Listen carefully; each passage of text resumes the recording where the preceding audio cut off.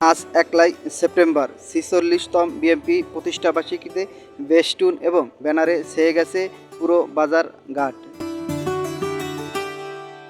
বিএনপির প্রতিষ্ঠাতা মেজর জিয়াউর রহমান, যার হাত ধরে এত বড় সংগঠন প্রতিষ্ঠিত হয়েছে, তারই আজ ৪৬তম প্রতিষ্ঠাবার্ষিকী। ৪৬তম প্রতিষ্ঠাবার্ষিকী ঘটা করে বড় করার কথা থাকলেও মির্জা ফখরুল ইসলাম আলমগীর বলেন, এখন দেশে বন্যা পরিস্থিতি পুরাই অস্বাভাবিক। সেক্ষেত্রে আমরা এত বড় প্রতিষ্ঠান বড় করে না করার জন্য তার যে তহবিল থাকে, সমস্ত তহবিল আমরা বন্যার্তর মাঝে বিতরণ করে দেব।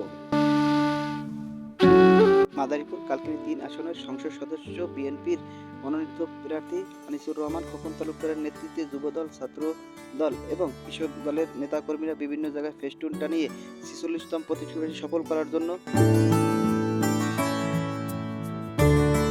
নেতাকর্মীদের আহ্বান জানান এবং দেশ ও বাসীকে একজোট হয়ে বিএনপির প্রতি ভোট দিতে এবং বিএনপির প্রতি আস্থা রাখতে সবাইকেই ঐক্যবদ্ধভাবে কাজ করার জন্য বলেন বিএনপির অঙ্গ সংগঠন নেতাকর্মীরা। যারা ইউটিউব থেকে দেখেন অবশ্যই চ্যানেলটা সাবস্ক্রাইব করে রাখেন, আর যারা ফেসবুক পেজের থেকে দেখেন অবশ্যই ফলো দিয়ে রাখেন। আল্লাহ হাফেজ। অন্য কোনো ভিডিও নিয়ে হাজির হব।